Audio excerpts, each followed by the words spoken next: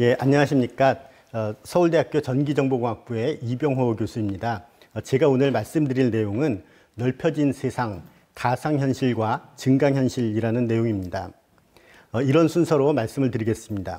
먼저 그 가상현실이 무엇인지, 증강현실이 무엇인지 좀 소개를 드리고요. 그리고 그 가상현실, 증강현실이 가져올 미래의 변화가 어떤 것이 있는지 좀 말씀을 드리겠습니다. 그리고 이제 주요 말씀을 드릴 내용은 대개 가상현실, 증강현실이 현재 어떤 상태인지, 얼마만큼 기술이 만들어졌는지, 또 앞으로 해결해야 될 이슈가 무엇인지 그런 부분들을 좀 중점적으로 말씀을 드리겠습니다. 그리고 그 제 발표를 마치도록 하겠습니다. 그 가상현실, 영어로 VR이라고 하는데요. Virtual Reality라는 뜻입니다.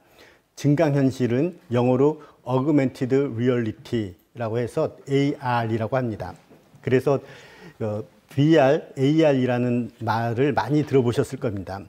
어떻게 보면은 그 4차 산업혁명 이야기하면서 그 AR, VR이라는 것이 뭐 유행어처럼 그렇게 쓰이기도 합니다. 그런데 조금 또 다른 말들도 있습니다. 혼합현실, Mixed Reality라고 해서 MR이라고 합니다. 여기 그림에서 보시는 것처럼 그림의 제일 왼쪽에 보시면 실제 환경이 있죠. 그리고 제일 오른쪽에는 컴퓨터로 만든 그런 가상 환경이 있습니다. 그래서 그것을 어느 정도 섞어주느냐에 따라서 뭐 증강현실, 증강가상이라고도 하는데요.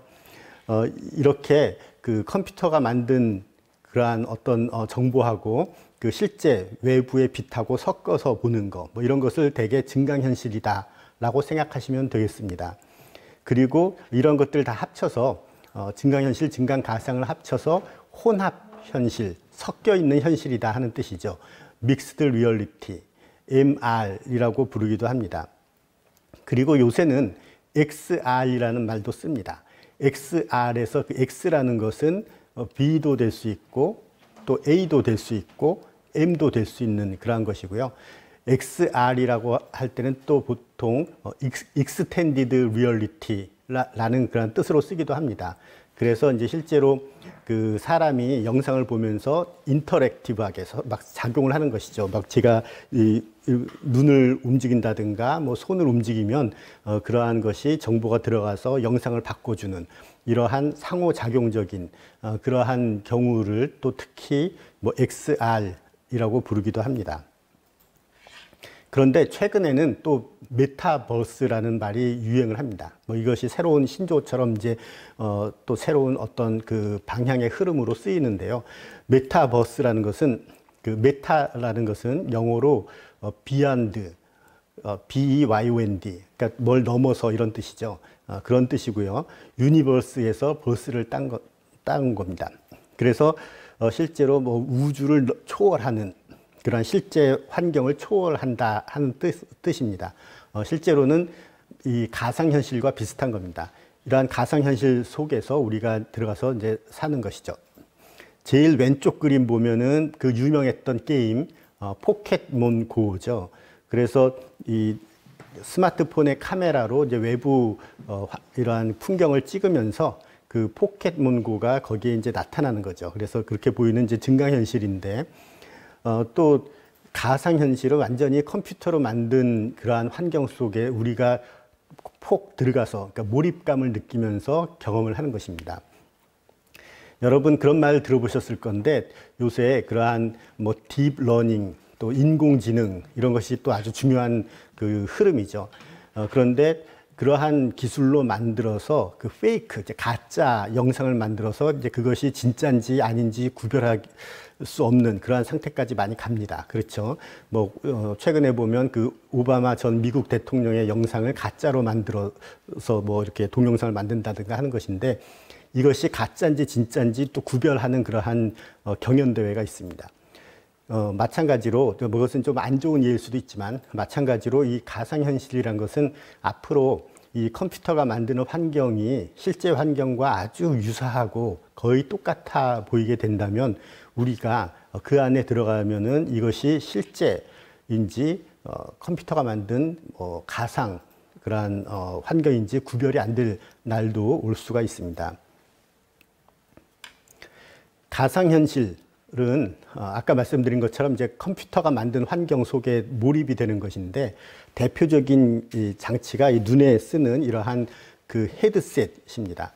영어로는 헤드 마운티드 디스플레이라고도 하고 뭐 헤드셋이라고 하는데 이렇게 좀 부피가 큰 장치죠. 그것을 오른쪽 그림처럼 머리에 쓰고 보는데 그렇게 하면은 거기 오른쪽 그림에 이러한 화면에 나타난 모니터에 나타난 것처럼 이제 그러한 그림을 양쪽 눈에서 이제 보는 겁니다. 이와 같이 가상현실 기기는 앞을 다 막은 거예요. 앞에 빛이 못 들어오게 막고 여기에 디스플레이 패널이라고 하는데 디스플레이 장치를 놓고 거기서 영상을 보여주는 것입니다. 그래서 다른 빛은 다 차단했기 때문에 완전히 그 몰입감을 느끼게 되는 거죠. 그래서 이것이 가상현실 VR의 대표적인 예이고 여러분들이 아마 그 VR 게임방 같은 데서 이미 이러한 게임을 해본 경험을 갖고 있을 것입니다. 그런데 사실 VR이라고 하는 것은 꼭 이와 같이 그 헤드셋을 써야만 되는 것은 아닙니다. 이 머리에 이런 거 쓰지 않고 그 무안경식이라고 하는데 안경을 끼지 않고 본다는 뜻이죠. 머리에 이런 거 쓰지 않고 보는 VR도 있습니다. 예를 들어서 커다란 방 안에 들어가면 거기에 사방의 벽을 프로젝터로 영상을 비추고 그 안에 제가 들어가면 완전히 그 프로젝터로 주는 환경 하에서 그 몰입감을 느끼면서 있는 것이죠. 이제 그런 것을 이제 군사 훈련하는 데도 씁니다. 총을 들고 그 안에 들어가서 군사 훈련을 하는데 밑에 바닥도 막 움직이고 하면 여러분 그 아는 것처럼 4D 3차원을 넘어서 4D, 그러니까 실제로 하나는 움직인다는 것이죠. 그러한 4D 환경에서 몰입감을 느끼는 것, 그것도 가상현실의 중요한 예입니다. 그런데 보통 가상현실을 이야기할 때 이와 같이 그 머리 장착형 디스플레이, 헤드셋을 많이 이야기하죠. 그 이유는 사실 이런 기업들이 이런 쪽에 더 관심이 많아서 그래요. 그러니까 그런 커다란 방 안에 들어가서 가상현실을 느끼는 거는 그 응용이 제한적이 됩니다. 그래서 이제 사업적인 면에서 보면 그러한 장치는 몇 대 못 팔죠. 그런데 이러한 머리에 쓰는 것은 많이 팔 수가 있거든요. 마치 우리 스마트폰이 개인이 다 하나씩 가지고 다니는 것처럼 만약에 이러한 장치가 이렇게 많이 쓰인다면 사람마다 이걸 쓴다면 아주 수요가 많겠죠. 그리고 이러한 것에서 여기 그 스탠딩 얼론이라고 하는 것은 이제 혼자서 쓴다는 뜻이죠. 그 말은 뭐냐면은 이 장치 안에서 다 정보를 뭐 주고받고 하는 건데 그것이 아니라 외부에 있는 컴퓨터에서 이 정보를 계산해서 여기에 보내줄 수가 있습니다. 그러면 통신도 연결되고 저 뭐 클라우드에서 계산한 다음에 그런 뭐 요새 말하는 5G 통신, 6G 통신 이런 것을 통해서 정보를 전달받을 수도 있죠. 그렇게 하면은 이 통신 기술이 들어가고 그래서 이러한 통신 회사들이 관심이 있는 겁니다. 그리고 그런 플랫폼 회사들이 관심이 있는 것이죠. 그래서 이와 같이 머리 장착형 이러한 디스플레이가 큰 관심을 끌고 있습니다. AR이라고 하는 것은 아까 말씀드린 것처럼 이 프로젝터가 주는 영상하고 외부의 빛을 섞어서 보는 거예요. 그렇기 때문에 여기 이제 오른쪽에 보는 것처럼 실제로 외부 빛도 있고 여기에 오른쪽에서 이 악수를 하는데 그 왼쪽에 있는 사람은 가상적인 그러한 프로젝터가 주는 상이죠. 그것을 섞어서 봅니다. 그래서 사실 이와 같은 AR 장치는 VR 장치보다 좀 더 만드는 게 좀 까다롭습니다. 이러한 가상현실과 증강현실이 어디에 쓰이느냐, 그 미래가 뭐냐 하는 것은 아마 여러분이 언론 보도나 뭐 이런 많이 봤을 겁니다. 그래서 다양한 응용이 있는데요. 뭐 당연히 여러분이 쉽게 생각할 수 있는 것은 게임입니다. 게임. 3D 게임이고 그 가상현실 장치를 쓰고 그 안에서 몰입감을 느끼면서 게임을 하는 것이죠. 그 외에도 많이 응용이 있습니다. 예를 들어서 교육입니다. DNA 구조를 볼 때 그것이 뭐 안경을 쓰고 보면은 여기에 입체적으로 DNA의 나선 구조가 보이면은 훨씬 이해하기가 쉽겠죠. 그리고 복잡한 기계 장치 같은 것, 그것을 뭐 분해하고 조립하는데 이게 2차원 그림을 보고 하면은 이해하기가 어렵고 또 그 그림이 움직이지 않으니까 이해하기가 어려운데 이것이 3차원으로 공간에 떠서 보이고 그것을 이렇게 우리가 돌려서 인터랙티브하게 그러니까 사람이 이걸 움직이면서 본다거나 또 이걸 분해하고 조립하는 것을 다 이렇게 가상 환경 하에서 할 수 있으면 훨씬 이해하기가 쉽습니다. 그래서 그런 것들이 제일 그 오른쪽 아래 그림에 있는 것처럼 산업계에서도 아주 중요하게 쓰입니다. 이러한 그 자동차의 정비를 하는 그러한 과정을 훈련시킨다든가 하는 데도 쓰일 수가 있고요. 또 그 왼쪽에 아래에 있는 것처럼 수술 훈련 같은 데도 쓰일 수가 있습니다. 실제로 이제 의사분들이 뭐 레지던트부터 해갖고 많이 이제 훈련을 해야 정말 좋은 의사가 되죠.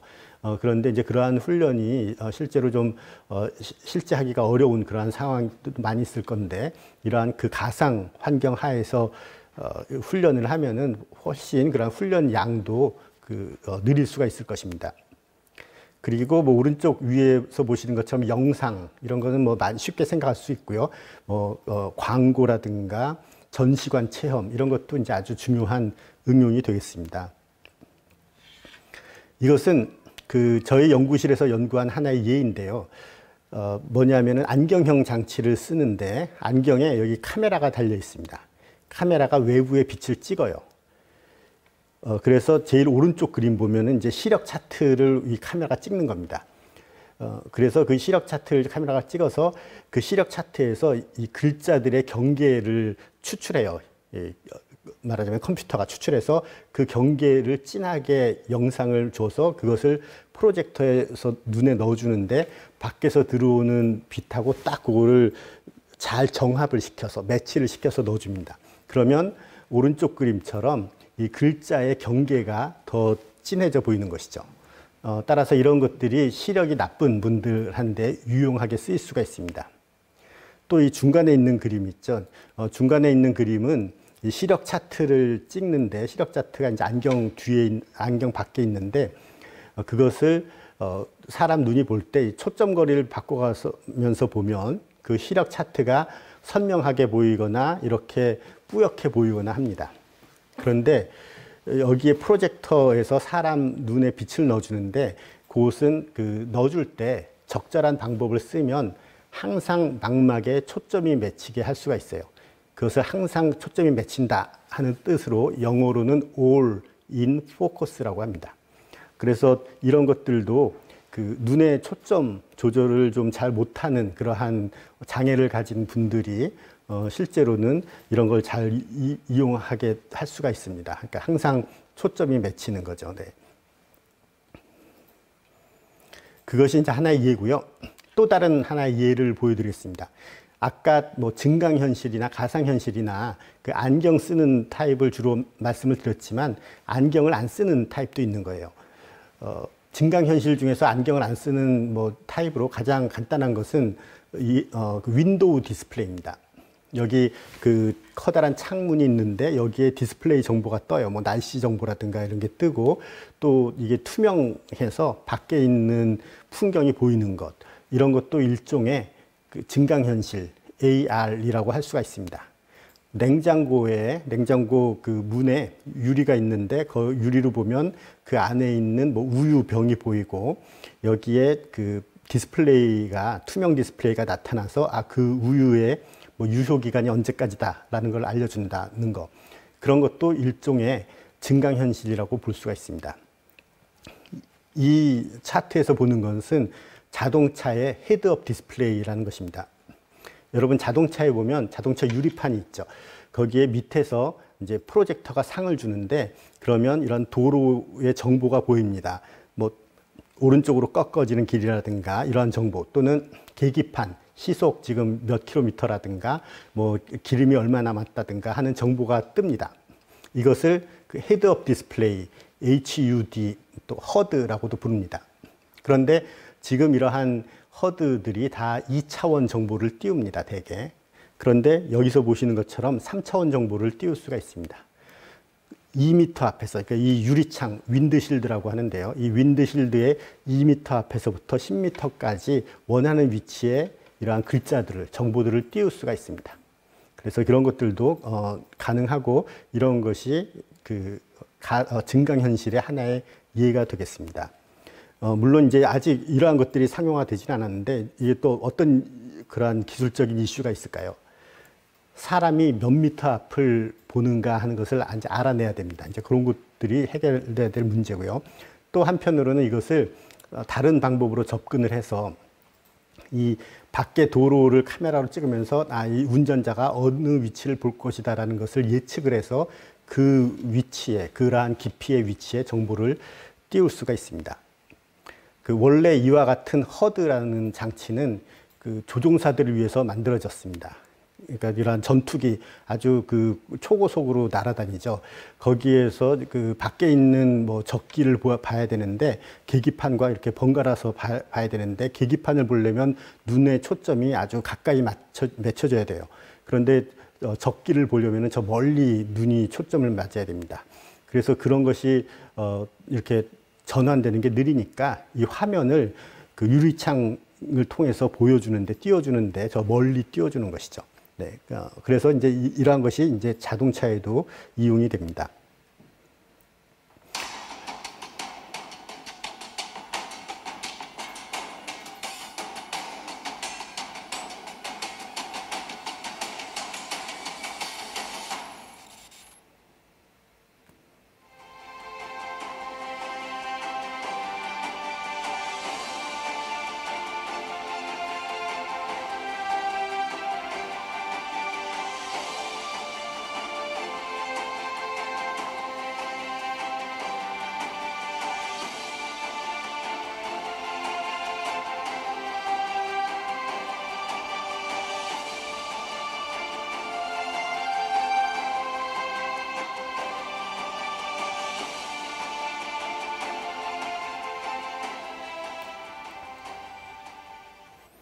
예, 이것은 덱스터 스튜디오라는 유명한 회사의 동영상인데요. 제가 이걸 좀 쓰겠다라고 이야기를 했습니다.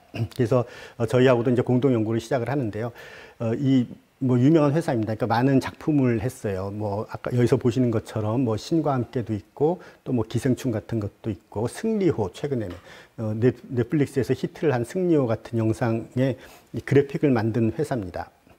그런데 그 중간에 보면은 고릴라 상 같은 게 나오죠. 또는 펭귄 같은 게 있는데 거기에 뭐 깃털이라든가 털 이런 것들을 섬세하게 다 만들어요. 그것이 실제로 고릴라나 뭐 펭귄이 움직이는 것들을 쫓아가면서 찍은 게 아니거든요.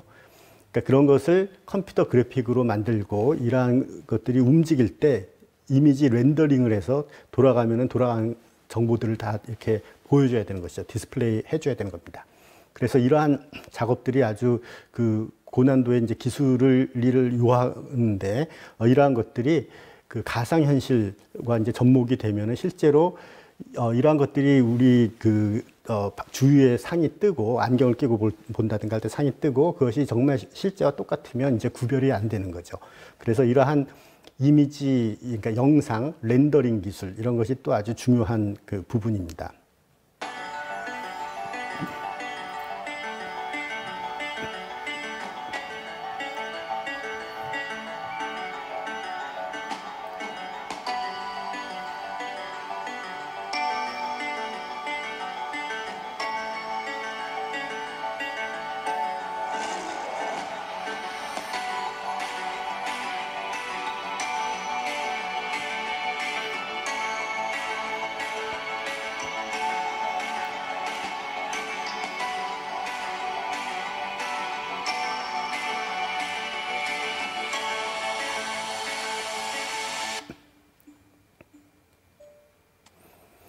예, 이것은 이제 문화유산기술연구소라는 또 회사의 그런 동영상인데요.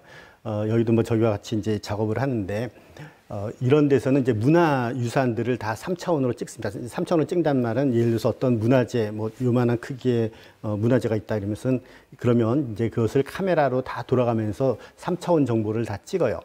그것은 이제 카메라를 쭉 움직여가면서 찍는데 또 그러한 구조광이라는 기술을 이용하기도 합니다. 뭐냐면 줄무늬 패턴 같은 것을 물체에 이렇게 쪼여줘요. 그러니까 사람 얼굴에 이 줄무늬 패턴을 프로젝터로 비춘다 그러면 이 굴곡에 따라서 줄무늬가 이렇게 휘겠죠.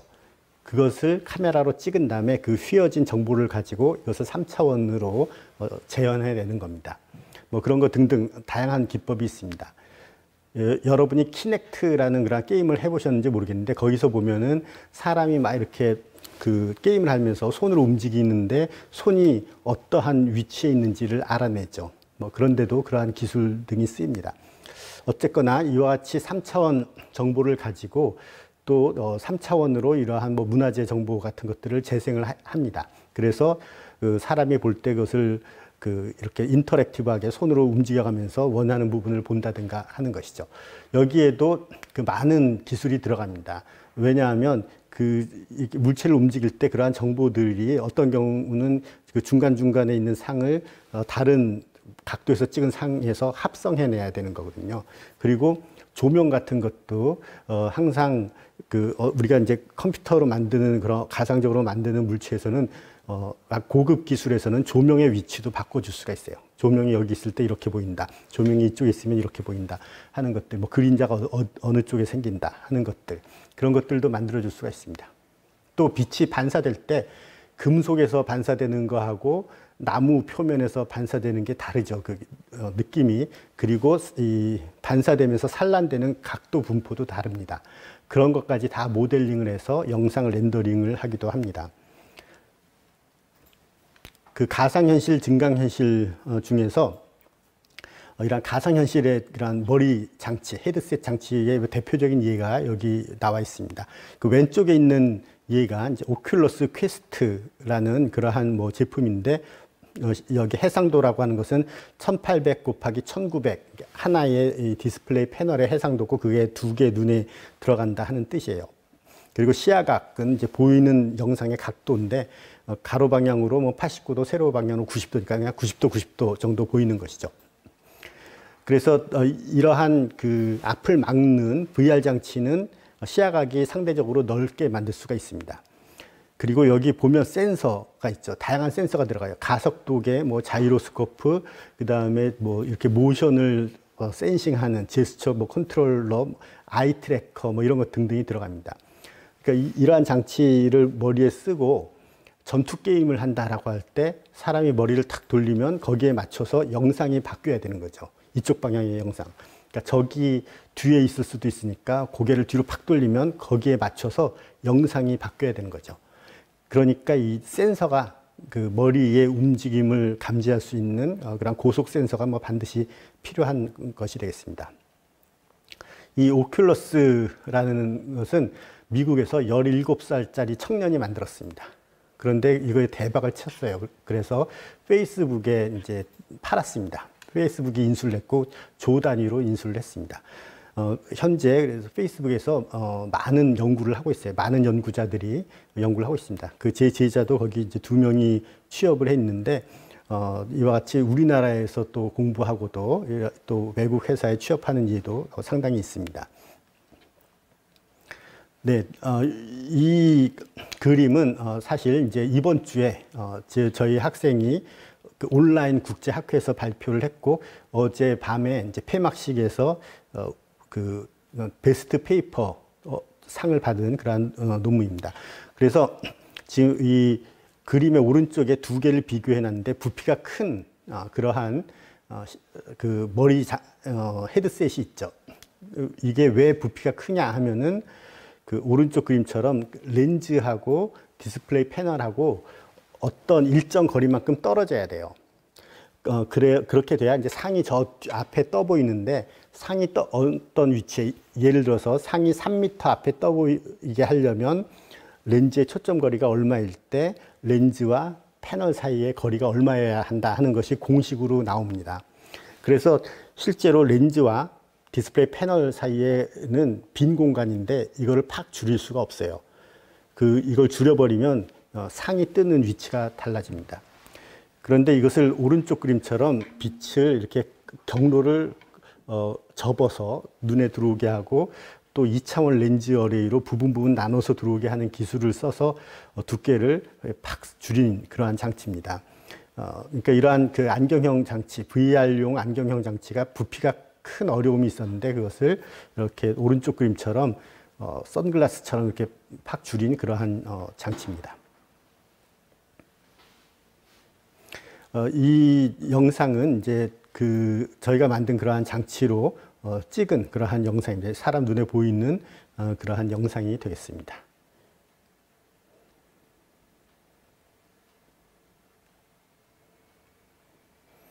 방금 말씀드린 것은 VR인데 이제 AR을 조금 말씀드릴게요. AR은 앞에서 말씀드린 것처럼 프로젝터에서 주는 영상이 밖에서 들어오는 풍경과 겹쳐서 보여야 되는 거예요.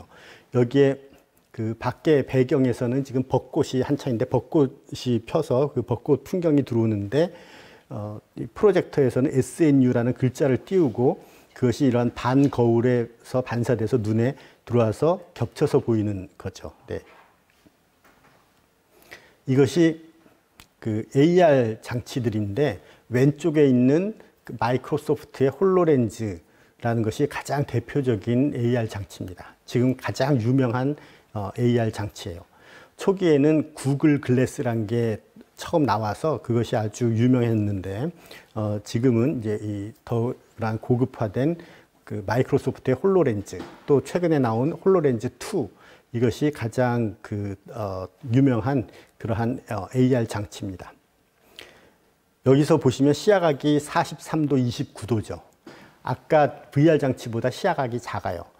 이것은 만드는데 어려움이 있기 때문입니다. 왜냐하면 밖에서 들어오는 빛을 왜곡을 안 시키면서 여기 프로젝터에서 주는 상을 보여줘야 되기 때문에 더 만들기가 더 어렵습니다. 이것이 그 마이크로소프트 홀로렌즈의 그러한 구조도인데요. 여기 왼쪽 그림에서 보시면은 그 IMU라고 써져 있는 부분은 이제 거기 컴퓨터 영상 처리하는 칩이에요. 그리고 거기에 프로젝터가 있는데 프로젝터에서 상을 줍니다. 그러면 이 안경의 유리판을 따라서 빛이 쭉 와서 눈으로 들어갑니다. 그 오른쪽 제일 위에 있는 것처럼 여기서 오른쪽 제일 위에 화살표가 있죠. 거기서 프로젝터로 상을 줘요. 그러면 이 유리판에서 이것이 옆으로 반사되면서 쭉 가다가 다시 또 오른쪽에서 수직으로 눈으로 들어갑니다. 그래서 이렇게 만드는 그런 장치들이 여기 슬랜티드 sRG라고 썼는데 이러한 걸 이제 회절광학 소자라고 하는데 그러한 회절광학 소자 또는 홀로그램 광학 소자 이런 것을 이용을 해서 이런 걸 만들 수가 있습니다. 그 가상현실, 증강현실에는 몇 가지 기술적인 어려움이 지금 있습니다. 그 중에 하나가 어지러움을 느낀다 하는 것이죠. 이것이 그 영상이 완전하지 않고 그러면 어지러움을 느끼고 영상이 또 그 머리가 움직일 때 빨리 못 따라가면 어지러움을 느낍니다. 이것이 또 가장 중요한 이슈이기도 해요. 왜냐하면 오래 이 장치를 쓸 수가 없기 때문이죠. 이러한 그러한 어지러움이 있으면. 그래서 몇 가지 이유가 있는데 이제 그 중에 하나는 아까 잠깐 말씀드린 그런 영상입니다. 무슨 말이냐면 이렇게 사람이 왼편 그림처럼 머리에 이거 쓰고 전투 게임을 하는데 적이 어디 있는지 보려고 머리를 팍팍 돌릴 때 영상이 같이 바뀌어져야 돼요. 옆에 그림이 보이고 그래야 되는데 그럼 어떻게 해야 되느냐? 머리 위치 파악을 해야 되죠. 센서 기술이 필요합니다. 그리고 그것을 가지고 컴퓨터의 영상을 그쪽 방향에서 본 영상으로 바꿔줘야 돼요. 그 영상을 렌더링을 하고 그것을 다시 디스플레이에서 이 디스플레이 패널에서 보여줘야 됩니다. 이 전 과정이 20밀리초, 그러니까 그 0.02초 정도 이내로 작동을 해야 됩니다. 어떤 사람들은 이게 더 빨라야 된다. 0.01초 이내로가 돼야 된다라고 하는데 그게 상당히 기술적으로 쉽지가 않습니다. 또 하나는 이런 게 있어요. 그 왼쪽 위의 그림처럼 사람이 앞에 물체를 볼 때는 두 눈동자가 이렇게 모입니다. 모이고 또 멀리 있는 물체냐 가까이 있는 물체냐 이것을 이제 볼 때는 눈동자의 렌즈, 이 수정체의 렌즈의 두께가 바뀝니다. 망막에 깨끗한 상이 맺게 하기 위해서 이 눈동자 렌즈의 초점 거리가 바뀌는 거예요. 그래서 이 그림에서처럼 여기 사과가 중간에 떠 있다라고 하면 두 눈이 모이는 각도가 그 사과, 떠 있는 사과를 향하겠죠. 그리고 실제 사과가 거기 있다 그러면 사람 눈의 눈동자의 초점도 그 사과에 맺힙니다. 그런데 아까 본 그러한 안경형 장치에서는 오른쪽 눈과 왼쪽 눈에 조금 다른 그림을 주는 거예요. 우리가 여기 사과가 있으면 오른쪽 눈으로 보고 왼쪽 눈으로 볼 때 조금 이 위치가 달라 보이죠. 그 위치가 다른 사과 그림 두 장을 여기 주는 거예요. 그러면 실제로는 사과가 이렇게 떠 있는 것처럼 보이지만 사람 눈은 깨끗한 상을 보려고 초점을 이 상이 떠 있는 위치에 맞추려고 해요. 그래서 사람 눈이 초점을 맺게 하는 초점 거리와 두 눈이 모이는 거리가 서로 다릅니다. 이것이 뭔가 불편함을 느끼게 하는 거예요. 실제 3차원 물체가 있으면 이 두 가지 정보가 일치하는데 그 강제적으로 오른쪽 눈과 왼쪽 눈에 다른 영상을 주면 그게 일치하지가 않습니다. 이 똑같은 문제가 3D 영화관에서도 생깁니다. 3D 영화관에서 안경을 끼고 보는데 그 안경은 이제 편광 안경이라고 하는 겁니다. 오른쪽 눈은 이제 사실은 저 화면에는 두 가지 그림이 비쳐요. 오른쪽 눈이 봐야 될 그림, 왼쪽 눈이 봐야 될 그림이 비추는데 이 두 그 눈앞에 있는 안경이 편광이 그 중에 하나씩만 골라서 보게 하는 겁니다. 그래서 이와 같이 똑같이 그 눈 모임, 초점 불일치 현상이 생기고 그것이 피로감을 유발합니다. 그것을 해결하려고 많은 노력들이 있고요. 이것은 이제 저희 연구실의 노력의 하나의 예입니다. 뭐냐면 그 파란색으로 FTL이라고 쓴 게 있죠. 그것이 이제 초점을 바꿔주는 렌즈예요. 그 초점을 바꿔주면서 상이 보이는 위치를 바꿔주는데 그 영상을 쭉 바꿀 때 영상의 영상을 바뀌는 비율, 프레임 레이시라고 하는데 그게 이렇게 못 따라가요. 그렇기 때문에 실제로는 그 하나의 영상을 주고 그 영상에서 다른 깊이에 주어야 하는 상, 그것을 백라이트를 가지고 달리 비춰주는 겁니다.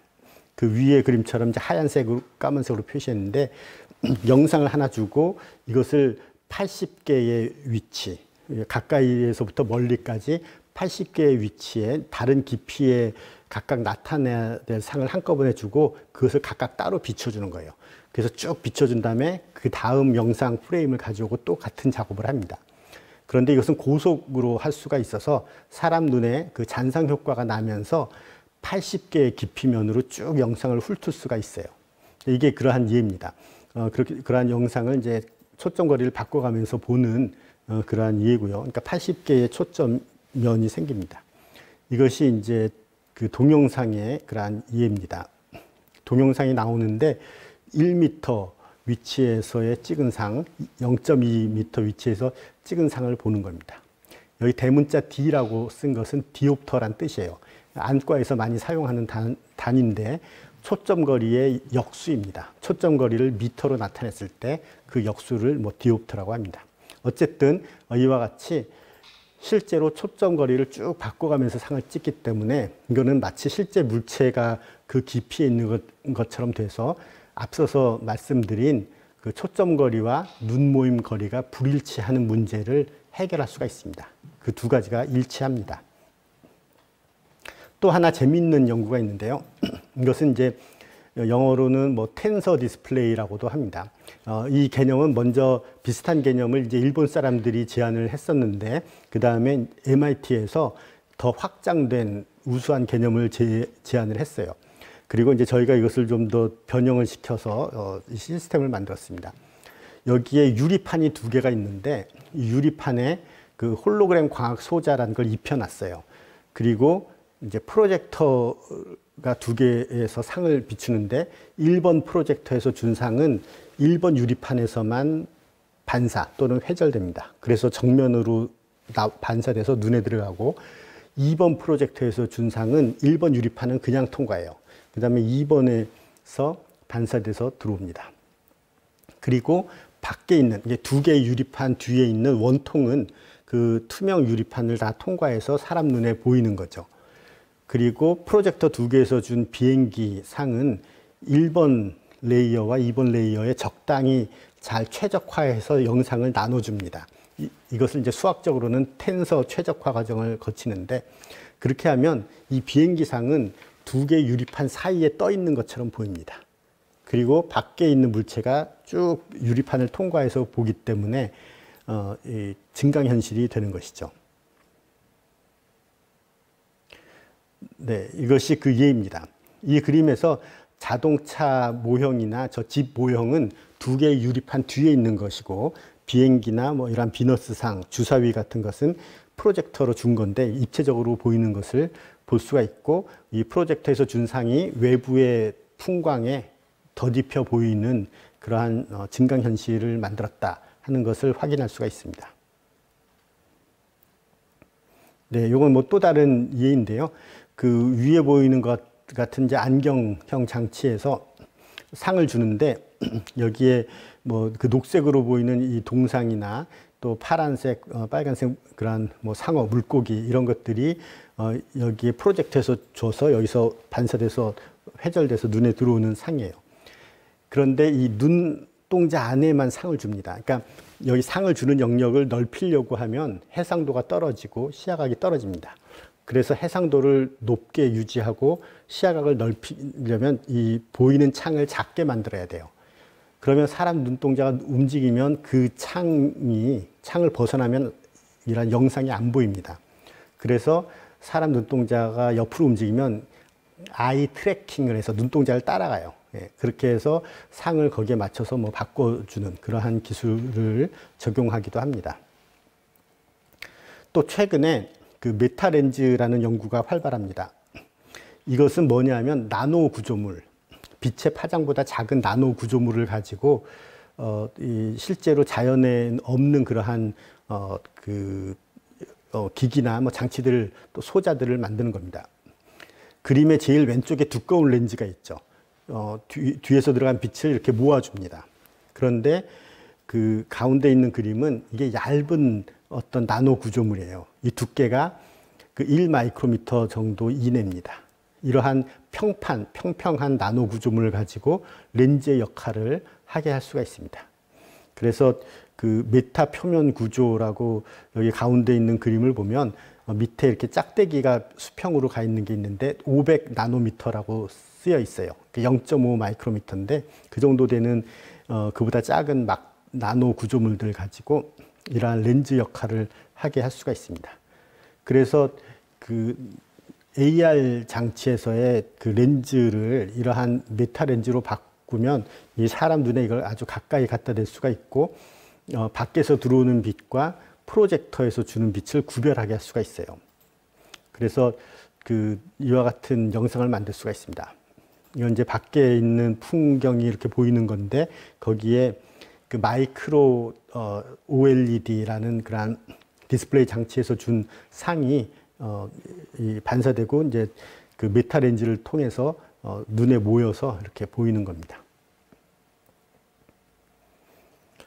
뭐 그 외에도 그 새로운 그런 연구 개발이 뭐 많이 이루어지고 있습니다. 이 예는 투명 디스플레이입니다.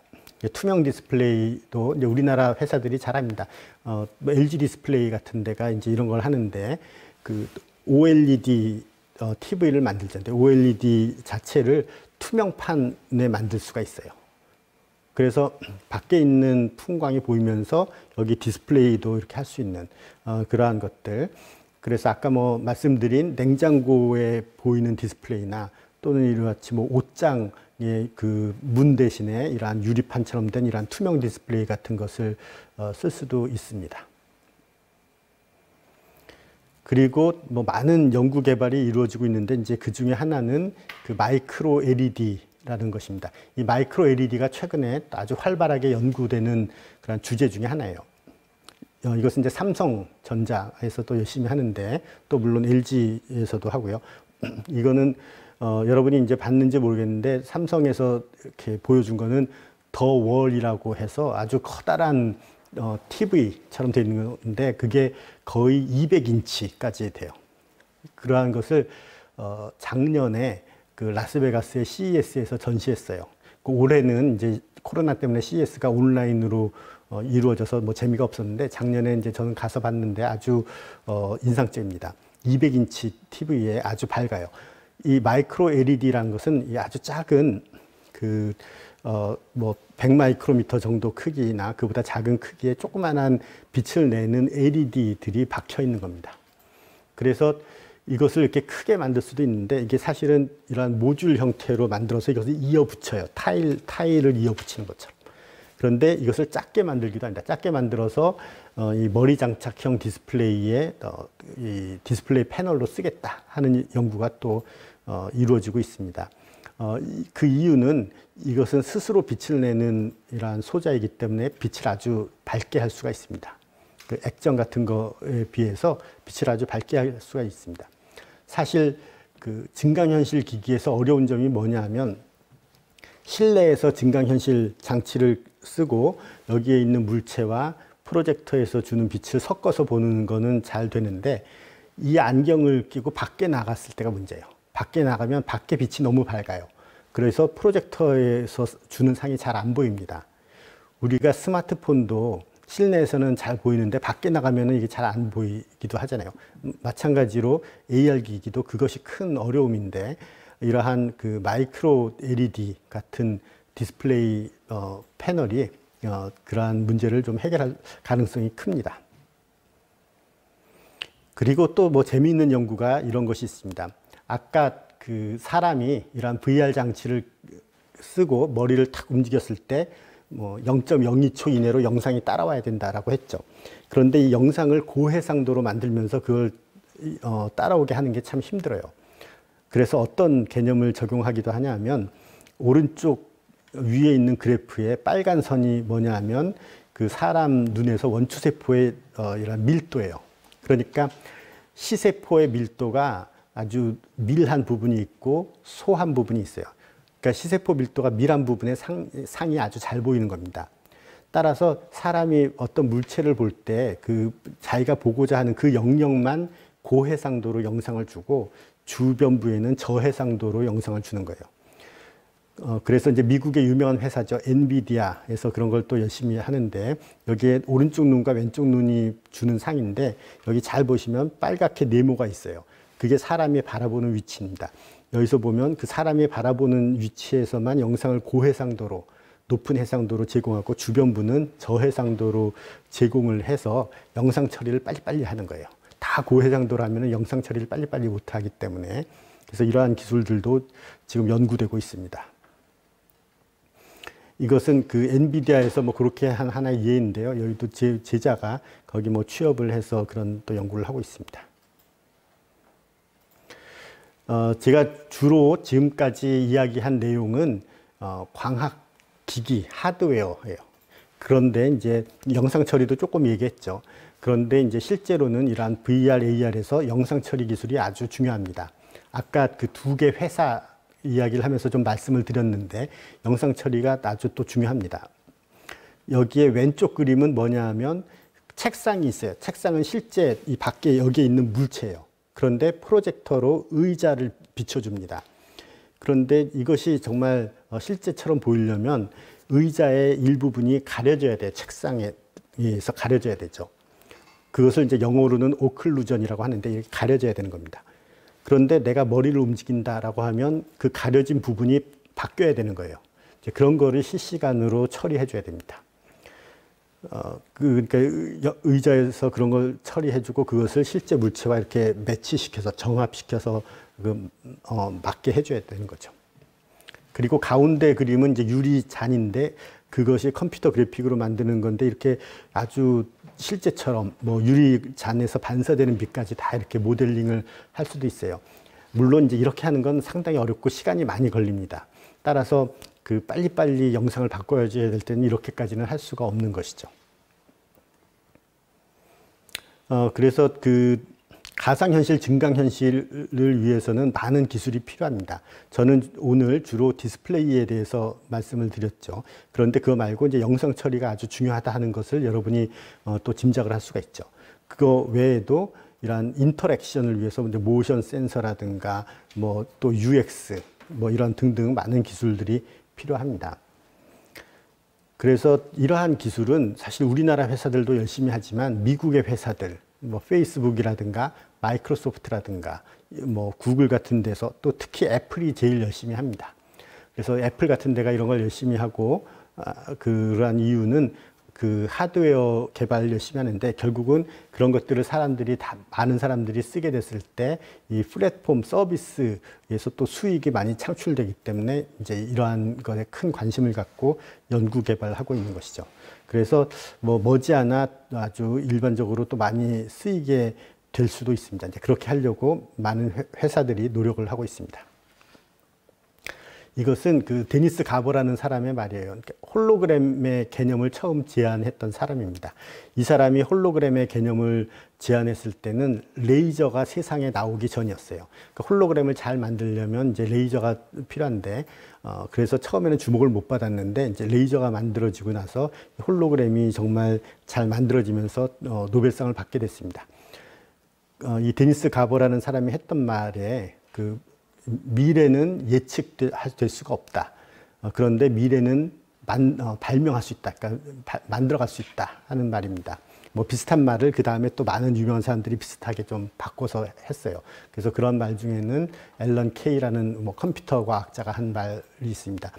미래를 예측하는 가장 좋은 방법은 미래를 만드는 것이다 하는 겁니다. 그래서 그 여러분처럼 이제 똑똑한 사람들이 이러한 뭐 과학기술 분야에 많이 관심을 갖고 이러한 연구 개발자가 되면은 더 좋은 미래가 앞당겨질 수 있을 것입니다. 이 사람은 비선형 과학 연구로 노벨 물리학상을 받았던 사람인데 여기 보면 뭐 읽어보세요. 근데 여기 미래는 항상 젊은 세대에 달려 있다 이런 말이 여기 있습니다. 네, 감사합니다. 우선 아까 전에 말씀하신 프로젝터를 이용해서 눈의 망막에 초점을 맞추게 하는 기술 중에 오린 포커스 기술도 있다고 하는데요. 결국은 이런 빛들이 눈에 쏘아져서 이제 눈으로 들어오는 것인데 이로 인한 부작용은 없는지 좀 답변 부탁드리겠습니다. 아, 네. 그 뭐 오린 포커스가 아니었나? 그러니까 뭐 네. 이것은 사실은 이제 디스플레이 패널 자체의 밝기의 문제거든요. 그래서 이것은 뭐 스마트폰도 마찬가지입니다. 뭐 청색광이 눈에 해롭다 이런 말이 있잖아요. 근데 이제 이러한 마찬가지로 이제 우리 스마트폰도 디스플레이 패널 주로 이제 OLED를 쓰는 것인데 그런 OLED 패널을 보는 것이고 이것도 주로 지금 사용되는 것은 두 가지입니다. 마이크로 OLED하고 또 하나는 액정을 가지고 빛을 이렇게 변조해서 보는 겁니다. 그러니까 액정이거나 마이크로 OLED인데 백라이트 있고 액정을 쓰거나. 그래서 결과적으로 이제 간단히 말씀드리면 스마트폰과 마찬가지입니다. 그래서 물론 이제 오래 보면은 눈에 해로울 수 있는데 빛을 거기에 맞춰서 뭐 약하게 한다거나 특히 가상현실 장치 같은 경우는 이게 밖에 빛을 다 막고 보기 때문에 여기에 빛을 뭐 너무 밝지 않게 한다거나 하는 식의 그러한 뭐 조정을 하면은 스마트폰과 뭐 똑같은 경우가 됩니다. 네. 네, 감사합니다. 그리고 다음 질문입니다. AR이나 VR에서 이제 사용되는 것들이 인터랙티브하게 저희의 반응과 움직인다고 말씀해 주셨는데 액체류의 물질 같은 경우에는 그것이 어떤 액체 이미지를 그대로 사용하는 것인지 아니면 뭐 나비에스토크 방정식처럼 그런 액체 움직임에 대한 렌더링이나 모델링이 돼서 나오는 건지에 대한 질문이 있어서 그 답변 좀 부탁드리겠습니다. 아, 네. 그러니까 이게 사실은 가상적인 물체가 여기 눈에 이제 같이 섞여서 보이는 증강현실을 만드는 방법이 이제 여러 가지가 있는데요. 실제로 이제 간단히 말씀드리면 실제로 이제 그걸 다 계산해 놓고 뭐 보여주는 방법이 있고 실시간으로 뭐 렌더링하면서 쫓아가는 방법이 있는데 그걸 어느 하나가 완전히 다 쓰일 수는 없고 그것을 섞어야 됩니다. 그런데 뭐 아까 그런 컴퓨터 그래픽을 하는 회사의 예를 보여드렸습니다. 뭐 물이 액체가 흐른다든가 아니면은 뭐 곰이나 뭐 오랑우탄이 움직일 때의 그런 털이 움직이는 거 이런 것까지 다 영상 렌더링을 하면서 이걸 사람이 움직일 때 실시간으로 쫓아가는 거는 현재로서는 그런 건 불가능합니다. 그러니까 엄청난 계산량이 필요하고 그것을 실시간으로 이제 뭐 통신을 해야 되거든요. 그러니까 그런 계산량을 예를 들어서 스탠딩 언론이라고 해서 이제 장치에 다 들어가게 하는 게 가장 좋은데 그걸 못하니까 외부에 있는 컴퓨터에서 해서 그걸 통신선으로 연결을 해야 되는데 그렇게 하는 것이 사실 어렵습니다. 그러니까 이것은 어떤 응용량에 따라서 이렇게 달라지고요. 그러니까 예를 들어서 우리가 이제 안경 AR을 쓰면서 밖에 있는 물체를 보면서 밖에 빌딩이 있으면 그 빌딩에 대한 정보가 글자로 뜨게 한다, 뭐 텍스트로 뜨게 한다. 이거는 훨씬 정보량이 적기 때문에 이런 거는 쉽게 되는 거고요. 그래서 뭐 간단히 말씀드리면 그 경우에 따라서 이게 정말 그 복잡한 렌더링을 하는 게 있고 그냥 간단하게 하는 게 있고 하는데, 간단하게 하는 거는 실시간으로 쓰는데 용이하고, 더 복잡해질수록 그 실시간으로 이렇게 렌더링 하는 건 어렵기 때문에 다른 응용 목적으로 사용을 할 수가 있겠습니다. 네, 감사합니다. 다음 질문으로 현재 교수님께서 여러 가지 그 AR이나 VR 기기들을 보여주셨는데, 현재로서 사람들이 느끼기 좀 무겁고 답답하다고 느낄 수 있는데, 뭐 여러 가지 보여주신 거나 개발하는 기기 중에서 가장 최신의 것이나 가장 가볍거나 이렇게 또 그런 방향으로 갈 것 같다라는 기기가 있다면 말씀 좀 부탁드리겠습니다. 네, 그 가벼운 기기는 이제 아까 저희 연구라고 이렇게 보여드린 게 사실은 저희는 획기적인 연구라고 생각하고요. 그래서 사실 이제 지난주에 언론 보도도 좀 됐습니다만 이제 많은 사람들이 그 연구를 하는 게 몇 가지 방향이 있습니다. 그래서 하나는 부피를 줄이고 무게를 줄이는 거. 그러니까 지금 여기에 보통의 VR 기기는 아까 말씀드린 것처럼 렌즈하고 패널 사이에 어떤 거리가 유지가 돼야 돼서 두껍거든요. 두껍고 무거운데, 그러면 이걸 썼을 때 그 기기의 무게 중심도 앞쪽으로 갑니다. 그러니까 기기의 무게 중심이 사람 머리 쪽에 가까이 와야 이게 안정감을 느끼는데, 뭐 그런 등등 문제가 있습니다. 그래서 이런 걸 뭐 오른쪽 그림처럼 해결하려고 하는 그러한 노력이 있고요. 또 하나는 피로감을 줄이려고 하는 노력. 아까 뭐 그런 예도 좀 보여드렸는데, 그 초점거리와 눈모임 거리의 불일치 문제로 인한 이러한 피로감을 해결하려는 노력 등이 있습니다.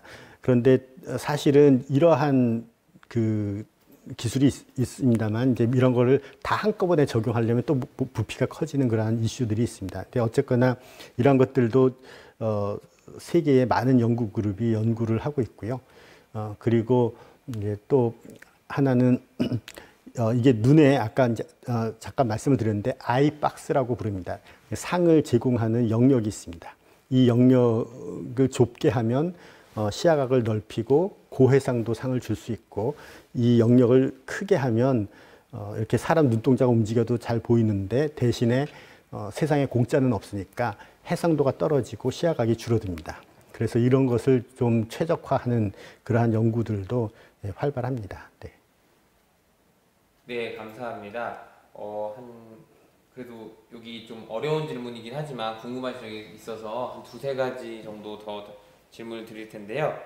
그 홀로그램 경우에는 프로젝터를 이제 3개에서 4개 방향에서 쏘므로써 공중에서 영상을 만들어낸다고 했고, 또 AR은 렌즈 사이의 빛을 반사시켜서 이제 눈에 들어와서 영상을 만들었는데, 이 두 기술의 가장 큰 차이점이나 뭐 활용될 때 그 차이점이 있을지 답변 좀 부탁드리겠습니다. 네네. 우리가 이제 아까 사실은 여러 가지 기술이 있는데, 그러니까 보통은 홀로그램 하면은 이제 일반인들은 이제 홀로그램 하면 3D와 똑같은 말인 줄 아십니다. 그런데 사실 다른 말이고요. 3D로 보여주는 많은 기술이 있는데 그 중에 하나가 홀로그램입니다. 홀로그램, 그러니까 아까 두 개의 눈에 다른 영상을 줘서 걔네들이 합쳐서 물체가 떠 있어 보이게 하는 것, 그것을 스테레오 방식이라고 하고요. 스테레오 방식도 1838년인가 뭐 그때 고안이 된 방법입니다. 그런데 이제 홀로그램은 뭐냐면은 사람이 왜 입체로 보느냐에 상관하지 않고, 물체에서 나온 이 빛이 파동이니까 파동의 파면을 똑같이 만들어준다 하는 것입니다. 즉 스테레오 방식은 이렇게 오른쪽 눈과 왼쪽 눈이 보는 그림이 좀 다르니까 그 다른 그림을 이렇게 보여준다 하는 것이고, 그러면은 아까 말씀드린 것처럼 뭐 초점거리, 눈모임 거리, 불일치 이러한 문제 때문에 피곤해집니다. 그런데 홀로그램은 사람이 왜 입체감을 느끼는지 상관하지 않겠다 하는 겁니다. I don't care입니다. 홀로그램은 그 물체에서 반사되는 빛을 내가 똑같이 만들어내겠다. 그러면 뭐 사람이 3차원으로 보이겠지, 뭐 이런 겁니다. 그래서 홀로그램이 많이 언급되는 이유는 그것이 가장 이상적인, 궁극적인 디스플레이입니다. 그런데 또 많은 분들이 착각하는 게 뭐냐면 아이돌들의 홀로그램 공연 이런 걸 많이 이야기하는데 그건 사실 홀로그램이 아니고 3D 디스플레이도 아닙니다. 그거는 뭐냐면 이런 커다란 유리판이 있는 거예요. 커다란 유리판 밑에서 프로젝터가 사람의 아이돌의 이렇게 막 움직이는 모습을 비춰줍니다. 그러면 이 반거울 있죠. 반거울에 반사돼서 사람이 보고 그러면 그 아이돌이 막 움직이는 모습이 이 반거울의 뒤쪽에 있는 것처럼 보여요. 그런데 이 프로젝터 상이 실물 크기로 크기 때문에 사람이 저기에 정말 실물 크기로 있는 것처럼 보이고 그것이 이 뒤에 있는 배경과 같이 보이는 거예요. 뭐 그것도 일종의 증강현실이죠. 그런데 그건 사실은 3D는 아닙니다. 그런데 이것을 홀로그램 공연이라고 하니까 많은 분들이 착각을 하는데 그것은 홀로그램과 전혀 관계가 없고 입체상도 아닙니다. 네. 정말 홀로그램이라고 하는 것은 3차원 그 광파를 만들어내는 것인데 제가 뭐 홀로그램 영상을 여기 오늘 가져오지는 않았습니다만 지금 만들어진 최고의 홀로그램 영상을 보시면 여러분들이 사실 좀 실망할 겁니다. 그만큼 이렇게 움직이는 홀로그램 상의 화질은 아직 그렇게 좋지 않습니다. 그냥 정지해 있는 그러한 홀로그램, 그것은 여러분이 뭐 어디 많이 봤을 건데 그런 건 그래도 괜찮은데 동영상을 보여주는 홀로그램 기술은 워낙 어렵기 때문에 아직 그렇게 화질이 좋지 않은데 우리나라에서 뭐 많은 분들이 지금 연구에 매달리고 있습니다. 네, 그래서 뭐 세계적으로 볼 때 우리나라가 홀로그램 연구에서 뭐 아주 가장 앞서가는 선두 그룹에 속합니다. 네. 네, 답변 감사합니다. 아까 그 질문 중에 저희 그 나라의 그 기술도 여쭤봤는데 그것도 답변이 된 것 같고요. 마지막으로 두 가지만 더 질문드리겠습니다. 우선 저도 궁금했던 내용인데 그 난시가 있거나 이런 안경이나 이렇게 난시가 있거나 원시 이런 게 있을 경우에 그 초점을 기준으로 해상도를 다르게 하는 기술도 있고 이 안구의 초점 자체가 굉장히 중요한 역할을 하는데 이거를 해결할 수 있는 방법이나 어떻게 조절을 하고 있는지에 대한 질문 좀 답변 부탁드리겠습니다. 네네. 아주 정말 훌륭한 질문이고요. 네, 정말 날카로운 질문이고 한데 이게 제가 그렇게 어려운 내용이 나올 거라고 생각을 못했기 때문에 그 자료를 여기 안 넣었으면 재밌었을 텐데요. 이제 그런 것들을 해결하려고 노력을 합니다. 그러니까 먼저 뭐가 있냐면 이 그림에 이제 렌즈가 있는데 렌즈 자체의 렌즈 수차라고 하는 것 때문에 영상이 왜곡됩니다. 그래서 렌즈 수차를 역보정해서 여기 실제로 SNU라는 글자가 뜨는데 그것이 조금 찌그러진, 그러니까 역으로 보정된 상을 주면 렌즈를 통해서 그게 제대로 보이게 하는 거, 뭐 그런 걸 합니다. 그래서 그걸 수학적으로 표현하는 거나 측정하는 그러한 기술들도 있고요. 그래서 눈에서의 그러한 그 왜곡 같은 것도 측정을 하는 장치가 있습니다. 그래서 뭐 그런 그림을 가져왔으면 좋았을 텐데 이렇게 눈에다가 빛을 넣어서 눈동자에 넣어서 망막에서 반사되어 오는 빛, 그게 물론 약하겠지만 그거를 여기에 측정을 합니다. 여기에 뭐 렌즈 어레이 가지고 또 측정을 해서 그걸 가지고 이 망막과 또 이 눈의 렌즈에서 빛이 어떻게 왜곡되는가 하는 걸 측정을 합니다. 그래서 그런 걸 가지고 역보정을 해줄 수가 있습니다.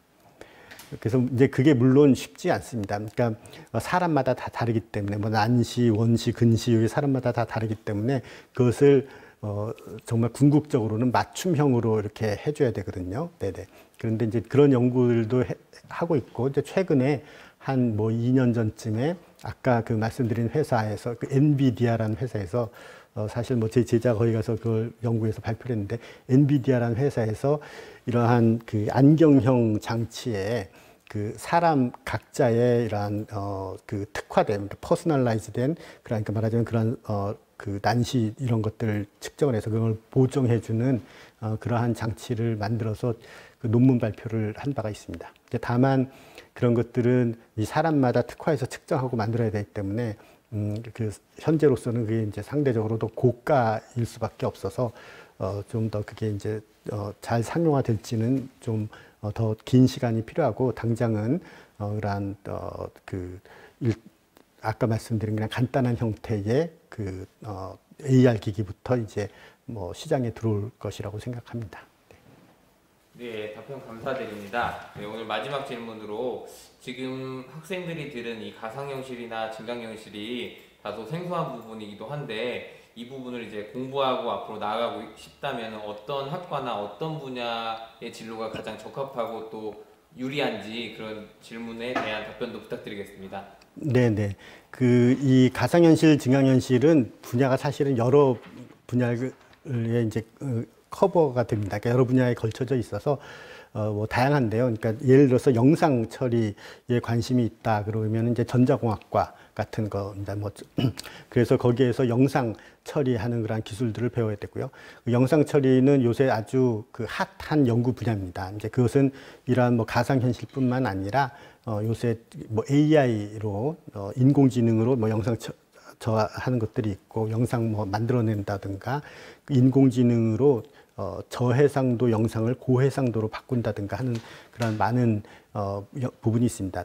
또 이 디스플레이 쪽에서 보면 그 홀로그램 상을 컴퓨터로 만들어낼 때 계산량이 엄청 많거든요. 그런 것을 이제 최근에는 인공지능 기법으로 이제 많은 홀로그램들을 학습시킨 다음에 어떤 새로운 홀로그램을 만들어내는 거, 뭐 이런 거를 연구하기도 합니다. 그래서 그런 영상을 다루는 뭐 부분이 있고요. 또 하나는 뭐 이러한 센서 같은 거를 다루는 뭐 그런 부분이 있고, 또 하나는 뭐 그런 걸 영상 처리하는 사실은 칩도 만들어져야 됩니다. 이런 이제 그런 부분이 있고, 또 중요한 부분은 이제 광학적인 부분입니다. 그러니까 광학 기기를 어떻게 만드느냐 하는 것이고, 그것은 좀 물리에 좀 가까운 부분이고, 뭐 물리학과 같은 데서 공부할 수도 있고, 또 뭐 전자공학과 같은 데서도 광학을 다루는 그런 부분들이 있으니까, 네, 그런 것들이 필요하고요. 거기에는 그 광학 기구 설계, 또 기하광학, 파동광학 이러한 지식들이 필요합니다. 뭐 그 외에도 여러 가지가 또 필요한데, 또 하나 중요한 것은 휴먼 팩터, 사람에 대한 연구입니다. 그러니까 이것은 안과 연구와도 관계되고, 그 사람의 인지가 어떻게 하는가 하는 인지과학과도 관계되는데요. 어떻게 하면 사람이 피로감을 덜 느끼는가 같은 거, 또 이 사람 눈동자가 가만히 있지 않고 막 움직이거든요. 뭐 그런 거 등등.